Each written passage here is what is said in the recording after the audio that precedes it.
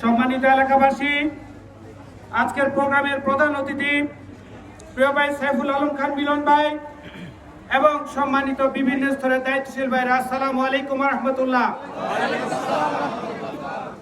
আমরা শুধু এতটুকু বলতে চাই, বাংলাদেশের মূল সমস্যা হচ্ছে দুর্নীতি।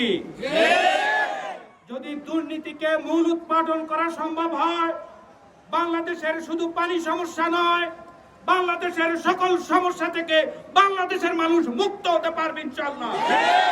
আমরা 54 বছর বিভিন্ন রাজনৈতিক দলকে দেখেছি, আমরা 54 বছর তাদেরকে দেখেছি মানুষের ভোট নিয়ে ছিনিমিনি খেলে তারা রাজনৈতিক দল ক্ষমতায় গিয়ে মানুষের টাকা আত্মসাৎ করতে দেখেছি।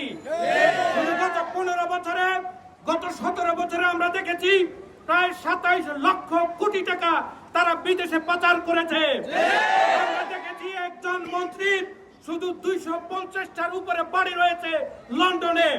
ঠিক এইভাবে করে তারা লক্ষ কোটি জনগণের টাকা নিয়ে ছিনিমিনি খেলেছে। আমাদের দেশের মূল সমস্যা দুর্নীতি। এই দুর্নীতি থেকে যদি মুক্ত করা সম্ভব হয়, শুধু বাংলাদেশের শুধু এলাকার শুধু পানির সমস্যা নয়, আমাদের দেশের মানুষরা যারা চাকরি করতে পারছে না তারা চাকরির সুবিধা পাবে। দেশের মানুষ যে চিকিৎসা সেবা পাচ্ছে না, সমস্ত মানুষ চিকিৎসা সেবা পাবে।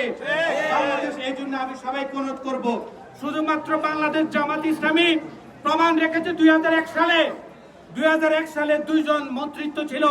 এই 2 জন মন্ত্রীর বিরুদ্ধে একটা টাকার দুর্নীতির কোনো অভিযোগ কেউ দাঁড় করাইতে পারে নাই। বাংলাদেশের মানুষ কি চায়? বাংলাদেশের মানুষ এমপি হিসেবে তাদেরকে দেখতে চায় তাদের সাথে দুর্নীতির কোনো লেশ নাই। আমাদের শুধুমাত্র এই ঢাকা 12 আসন নয়, বাংলাদেশের প্রায় 300টা আসনে ইতিমধ্যে এমপি প্রার্থী ঘোষণা দিয়েছে।